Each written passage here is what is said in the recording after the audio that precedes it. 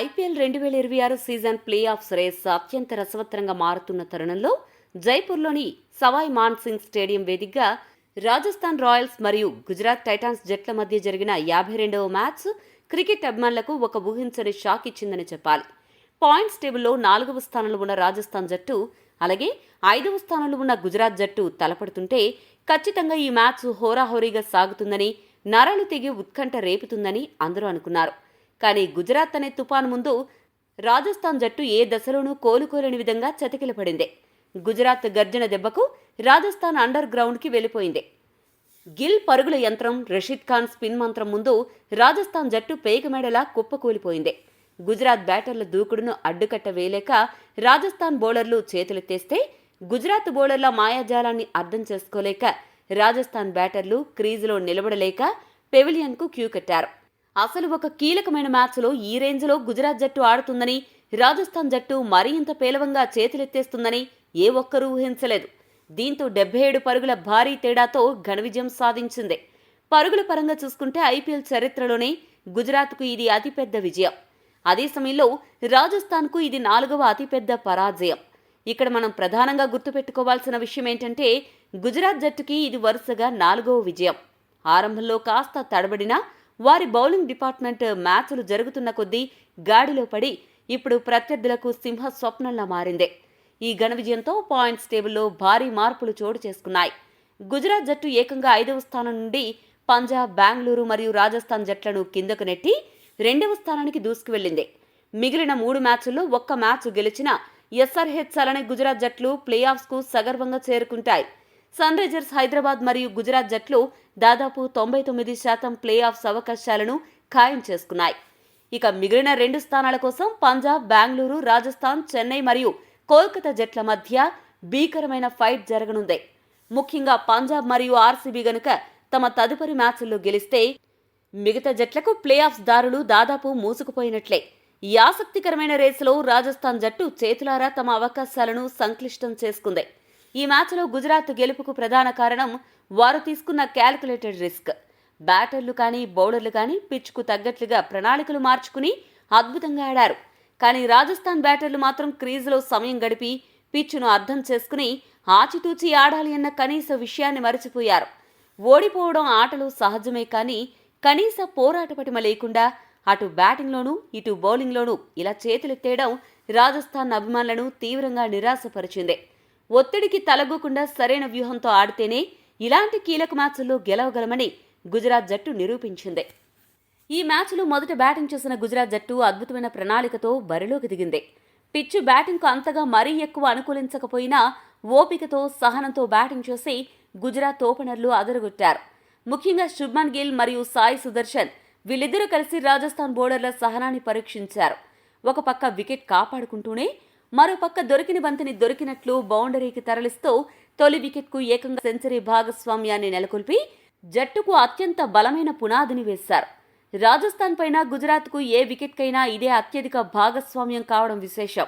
గిల్ కేవలం 44 బంతుల్లో 9 ఫోర్లు, 3 సిక్సర్లతో 84 పరుగులు సాధించి స్కోరు బోర్డును పరుగులు పెట్టించాడు.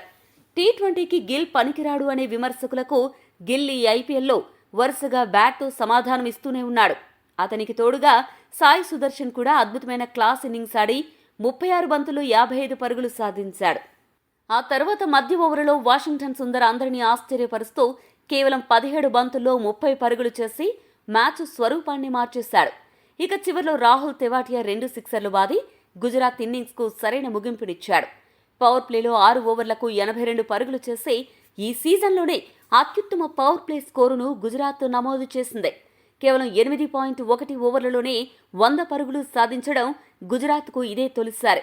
ఇలా అందరూ సమిష్టిగా రాణించడంతో గుజరాత్ జట్టు ఏకంగా 229 పరుగుల భారీ స్కోరును నమోదు చేసింది. ఇది ఐపీఎల్ చరిత్రలోనే గుజరాత్కు 4వ అత్యధిక స్కోరు కావడం గమనార్హం. కానీ ఇక్కడ గుజరాత్ బ్యాటర్ల ప్రతిభ ఎంత ఉందో రాజస్థాన్ బౌలర్ల వైఫల్యం కూడా అంతే ఉంది.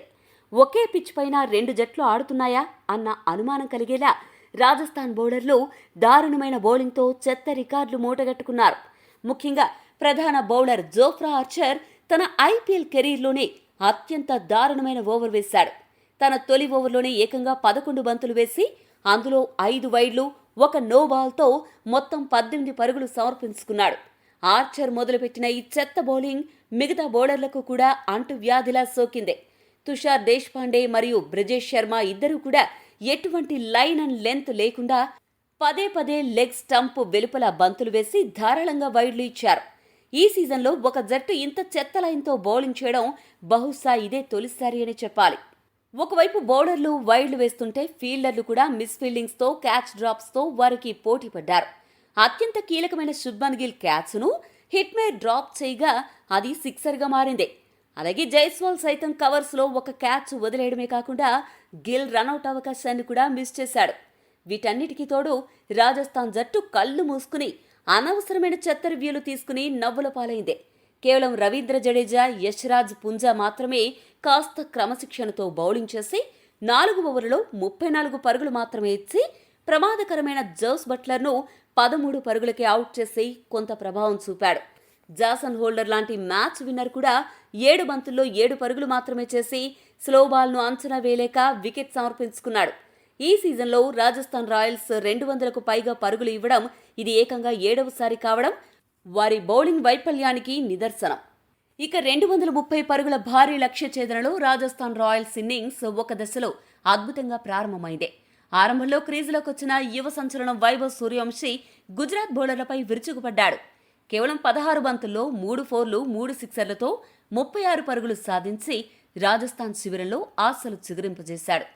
ఈ క్రమంలో ఈ సీజన్లో అత్యధికంగా 40 సిక్సర్లు కొట్టిన భారతీయ ఆటగాడిగా వైభవ్ అరుదైన రికార్డు సృష్టించాడు. గుజరాత్ పేసర్లు మహ్మద్ సిరాజ్ మరియు కాగిసో రబాడా అద్భుతమైన వ్యూహంతో దాడికి దిగారు.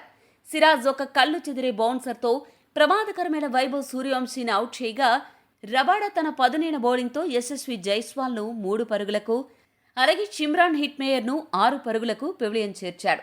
ఈ సీజన్లో గుజరాత్ బౌలర్లు తొలి 6 ఓవర్లను వేరొక బౌలర్కు అవకాశం ఇవ్వకుండా మార్చకుండా వేయడం ఇది 6వసారి.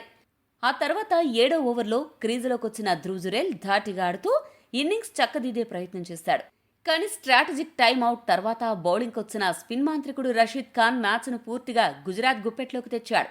అద్భుతమైన గూగ్లీతో అప్పటికే 24 పరుగులతో క్రీజులో సెట్ అయిన జురేల్ను క్లీన్ బౌల్ చేశాడు. ఇక్కడి నుంచే రాజస్థాన్ పతనం వేగవంతమైంది. రషీద్ ఖాన్ బౌలింగ్ మాయాజాలాన్ని అర్థం చేసుకోలేక రాజస్థాన్ బ్యాటర్లు పేకమెడలా రాలిపోయారు. పిచ్పై స్పిన్ను అంచనా వేయడంలో పూర్తిగా విఫలమై అనవసరపు షాట్లకు వెళ్లి మూల్యం చెల్లించుకున్నారు. డొనోవన్ ఫెరీరా 4 పరుగులకు, అలాగే మ్యాచ్ విన్నర్ శుభన్ దుబే 15 పరుగులకు రషీద్ బౌలింగ్లోనే క్లీన్ బౌల్డ్ అయ్యారు. ఒకవైపు వికెట్లు పడుతున్న ఒంటరి పోరాటం చేస్తున్న రవీంద్ర జడేజా 38 పరుగులు చేసినప్పటికీ రషీద్ వేసిన అద్భుతమైన లెగ్ బ్రేక్ బంత్ని డిఫెండ్ చేయబోయి ఎల్బీడబ్ల్యూగా వెనుదిరిగాడు. ఈ మ్యాచ్లో రషీద్ ఖాన్ తన ఐపీఎల్ కెరీర్లోనే అత్యుత్తమ బౌలింగ్ గణాంకాలను నమోదు చేశాడు. 4 ఓవర్లలో కేవలం 33 పరుగులు ఇచ్చి 4 వికెట్లు తీశాడు. ఐపీఎల్లో 18 సార్లు 3 వికెట్ల హాల్ తీసిన బౌలర్గా చాహల్ తర్వాత 2వ స్థానంలో నిలిచాడు. రషీద్ దెబ్బకు మిడిల్ ఆర్డర్ కుప్పకూలడంతో ఆఖర్లో బౌలింగ్కు వచ్చిన జాసన్ హోల్డర్ రాజస్థాన్ లోయర్ ఆర్డర్ను ఊడ్చేశాడు. అద్భుతమైన బంతులతో జోఫ్రా ఆర్చర్, దాసున్ షనక మరియు తుషార్ దేశ్పాండే వికెట్లను వరుసగా తీసి గుజరాత్కు చిరస్మరణీయమైన విజయాన్ని అందించాడు. రాజస్థాన్ జట్టు ఇంకా 21 బంతులు మిగిలి ఉండగానే ఆలౌట్ అయిపోయి 77 పరుగుల తేడాతో ఓటమి పాలైంది.